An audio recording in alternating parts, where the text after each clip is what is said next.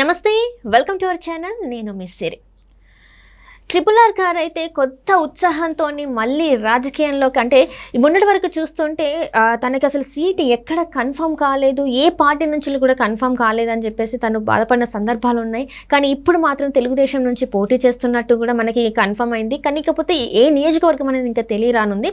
అయితే ఇదే క్రమంలో జనసేన అధినేత పవన్ కళ్యాణ్ గారిని కలిసి తనతో కొంచెం టైం గడిపినట్టు తెలుస్తుంది. అయితే కొత్త ఉత్సాహం అయితే నింపినట్టు తెలుస్తుంది. సో ఈ అంశం మీద మనతో మాట్లాడడానికి మనతో పాటు ఉన్నారు ప్రముఖ సీనియర్ జర్నలిస్ట్ దుర్గా కుమార్ గారు. నమస్కారం సార్. నమస్కారం మా సిరి, మన వీక్షకులు కూడా నమస్కారం సార్. ట్రిపుల్ ఆర్ గారు మనం ఫస్ట్ నుంచి చూస్తున్నాం, అంటే నరసాపురం ఎంపీ తనకి ఏంటంటే అంటే వైసీపీ నుంచి బయటకు వచ్చిన తర్వాత ఏ పార్టీ నుంచి టికెట్ వస్తుంది, అంటే బీజేపీ, జనసేన, తెలుగుదేశం అని చెప్పేసి ఒక టైంలో అయితే ఏ పార్టీ నుంచి టికెట్ రాలేదు, ఇండిపెండెంట్గా పోటీ చేస్తారేమో అట్లా అనుకున్నారు. కానీ ఇప్పుడు చూస్తే టీడీపీ నుంచి టికెట్ వచ్చింది. అయితే ఇప్పుడు ఏంటంటే జనసేన అధినేత పవన్ కళ్యాణ్ని కలిశారు అని చెప్పేసి మనకు వార్తలు ఉన్నాయి. అక్కడ వాళ్ళు కొంత టైం స్పెండ్ చేసినట్టు కూడా తెలుస్తుంది. అయితే ఈ సమావేశం వెనకాల అంటే ఎలా ఉండబోతుంది, అసలు వాళ్ళు ఇప్పుడు ఏం చేయబోతున్నారు? ఇది మీరు అన్నట్టు రఘురామకృష్ణరాజు గారు రాజకీయంగా కొంత స్తబ్దతను ఎదుర్కొన్నారు.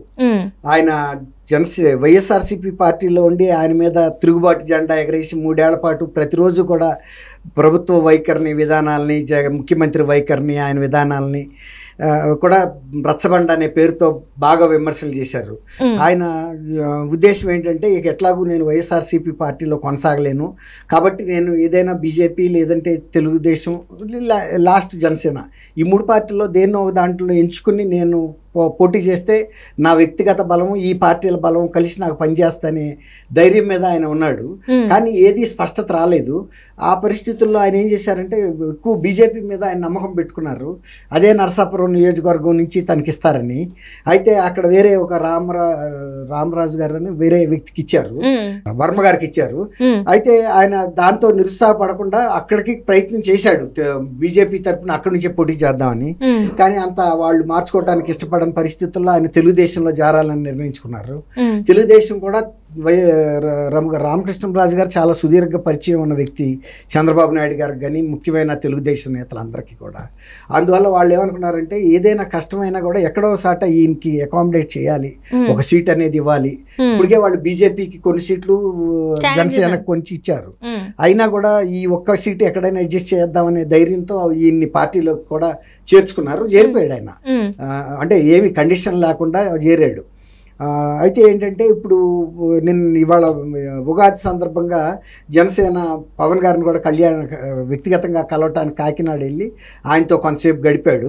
ఆయన కూడా నేనున్నాను రఘురామరాజు గారు, మీకేం ఇబ్బంది లేదు, మీకు అన్ని విధాలా మేము నిలబడతాము అంటే, ఈయన కూడా పార్టీ ఇంకా ఆయన్ని కూడా తెలుగుదేశం ఎక్కడైనా సీట్ నిర్ణయం చేయకపోయినా అది శాసనసభ, లోక్సభ అనే తర్వాత విషయం, ఇస్తామనే ధైర్యం ఆయనకు వస్తుంది, సీట్ అనే ధైర్యంతోనే ఆయన అడిగాడు పవన్ గారిని, ఇట్లా నాకు మరి సీటు రేపు ఏదో ఒకటి తెచ్చుకుంటాను, మరి మీరు కూడా నిలబడాలంటే తప్పకుండా మీరు నా సొంత సోదరులాగా నేను మిమ్మల్ని ఆదరించి మీతో పాటు నేను ప్రయాణం చేస్తాను, నా ప్రచారానికి వ్యక్తిగతంగా నేను కూడా వస్తాను, కాబట్టి మీరేమీ అధైర్యపడొద్దు, మీ రాజకీయ జీవితంలో ఎప్పుడైనా కూడా మేము మీకు అండగా నుంచుంటాము, మీరు ఒంటరి అనే భావన మీకు అక్కర్లేదు. అంటే ఏంటంటే, ఆయన వైఎస్ఆర్సీపీ నుంచి బయటకు వచ్చిన తర్వాత వైఎస్ఆర్సీపీ కార్యకర్తలతోనూ నాయకులతోనూ చాలా బెదిరింపులు కూడా ఎదుర్కొన్నాడు. కాబట్టి ఒక రకంగా ఆయన ఒక వ్యక్తిగా ఉండే కన్నా ఏదైనా ఒక వ్యవస్థలో ఉండాలి, ఇలాంటి కూటమిలో ఒక సభ్యుడిగా ఉంటే తన చుట్టూ ఇతర నాయకులు, పార్టీలు కూడా ఉంటాయి కదా, అది ఆయన గట్టిగా ఇప్పుడు నమ్మకం కలిగింది. నేను ఒక మంచి స్ట్రాంగ్ హోల్డ్లో మధ్యలో నిలబడ్డాను కాబట్టి నన్ను వైఎస్ఆర్సీపీ ఏం చేయలేదని. ఆయన గ్రహించాల్సింది ఏంటంటే, వైఎస్ఆర్సీపీ పరిస్థితి అసలు ఆంధ్రప్రదేశ్లో బాగాలేదు, అది ఆయనకి తెలుసు. ఇంకా ఇప్పుడు వైఎస్ఆర్సీపీ ఏదో గట్టిపడో లేకపోతే బలపడో ఈయన ఏదో చేసే పరిస్థితి ఉండదు. ఈయనకి తెలియని బలం, ఈయనకే ఢిల్లీలో బ్రహ్మాండమైన బలం ఉంది. కాకపోతే అప్పుడు సిఐడి ద్వారా ఆయన్ని టార్చర్ చేసి 3rd డిగ్రీ పెట్టారు కాబట్టి కొంత భయం ఆయనలో మిగిలిపోయింది. జగన్మోహన్ రెడ్డి గారు వ్యక్తిగతంగా ఒక రాక్షస ప్రవృత్తి కలిగిన వ్యక్తి ఇతను. వాళ్ళ సొంత చెల్లెళ్ళని, తల్లిని కూడా అతను ఆ రకంగా వేధించాడు. సొంత బాబాయిని లేపేయటంలో ఆయన చెయ్యి ఉంది. కాబట్టి ఆ భయం అనేది ఆయనకి ఒక ఫోబియా లాగా మారిపోయింది.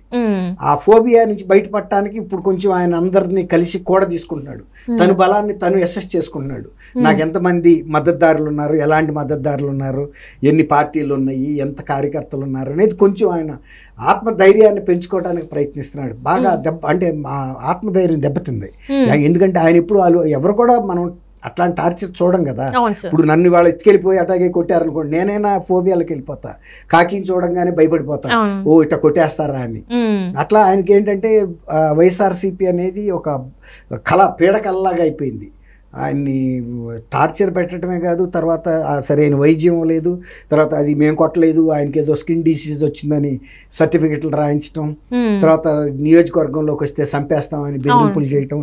ఆయన ఒక రకంగా చేయలేదు, మానసికంగా శారీరకంగా కూడా హింసించారు. మరి ఆర్థికంగా హింసించారా లేదా అది నేను చెప్పలేను, నాకు తెలియదు.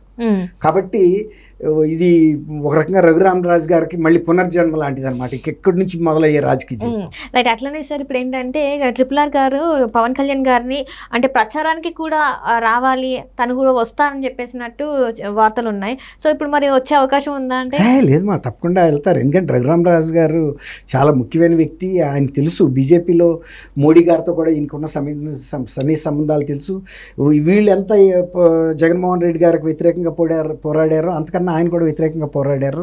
కాబట్టి ఇప్పుడు ఏంటంటే ఆయన మరి తెలుగుదేశం నుంచి పోటీ చేస్తున్నప్పటికీ కూడా పవన్ కళ్యాణ్ గారు తన శక్తి వంచన లేకుండా తను అభిమానుల్ని, తన పార్టీ కార్యకర్తలను కూడా ఈయన ప్రచారంలో ఉపయోగిస్తాడు. వ్యక్తిగతంగా తను కూడా తన అనుకూలతను బట్టి ఖచ్చితంగా వెళ్ళి బలపరుస్తాడు. అంటే ఇంతకుముందు చూస్తుంటే సార్ RRR గారికి చాలా హర్డిల్స్ ఏంటంటే బయటకు వచ్చేసిన తర్వాత బీజేపీలో టికెట్ రాకపోవడానికి కారణం జగన్మోహన్ రెడ్డి గారి కోవట్లు చేసిన పని అని చెప్పేసి కూడా వచ్చినాయి. ఒకనొక సందర్భంలో ఇంకా రఘురామకృష్ణరాజు గారు ఇంకా రాజకీయాలకు దూరం అయిపోతారేమో, ఇక్కడ నుంచి పోటీ చేసే అవకాశం లేదేమని అనుకున్నారు ఒకనొక టైంలో. సో మరి ఇప్పుడు ఎలా ఉండబోతుంది? మరి ఆ పార్టీ అంటే ఏదైతే బెదిరించారో లేకపోతే కోవట్లు చేసిన వాళ్ళు మరి ఇప్పుడు పరిస్థితి ఏందంటారు వాళ్ళు? నువ్వు చెప్పింది 100% అమ్మా. ఒక టైంలో ఇక ఆయనకి ఇక రాజకీయ భవిష్యత్తు ఉండదు అనేది అలాంటి ఇది చేశారు. ఏ పార్టీ నుంచి సీటు రానివ్వకుండా కూడా మేము ఇన్ఫ్లుయెన్స్ చేయగలుగుతామని జగన్మోహన్ రెడ్డి అండ్ పార్టీ చేశారు. వాళ్ళ ప్రయత్నం వాళ్ళు చేశారు. కొంతవరకు ఆయన కూడా చెప్పాడు కదా, నన్ను బీజేపీలో సీటు రాకుండా అడ్డం పడిన వ్యక్తి జగన్మోహన్ రెడ్డి అని కూడా చెప్పాడు. ఆయన ఏం దాచుకోలేదు. ఆయన ఇప్పుడు కూడా పారదర్శకంగా చెప్పేస్తాడు ఏదుండా. కాబట్టి ఇప్పుడు ఆ దశని దాటిపోయాడు. ఇప్పుడు ఇక సీట్ అయితే కన్ఫర్మ్డే, ఎక్కడో ఒకసారి ఇస్తారు, తనకి ఇవ్వకుండా అయితే ఆగే ప్రశ్న లేదు. అట్లాగే ఆయన గెలిపించడానికి తెలుగుదేశం కానీ బీజేపీ నాయకులు కానీ ఈవెన్ బీజేపీలో ఉన్న కేంద్ర నాయకులు కూడా తెలంగాణకు వచ్చి ఆంధ్రప్రదేశ్కి వచ్చినప్పుడు వీలైతే ఆయన నియోజకవర్గంలో కూడా ఒక సభ పెడతారు.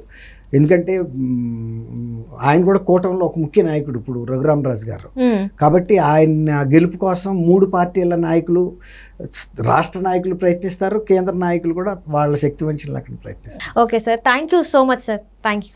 నమస్కారం మా సిరి, మన వీక్షకులు కూడా నమస్కారం.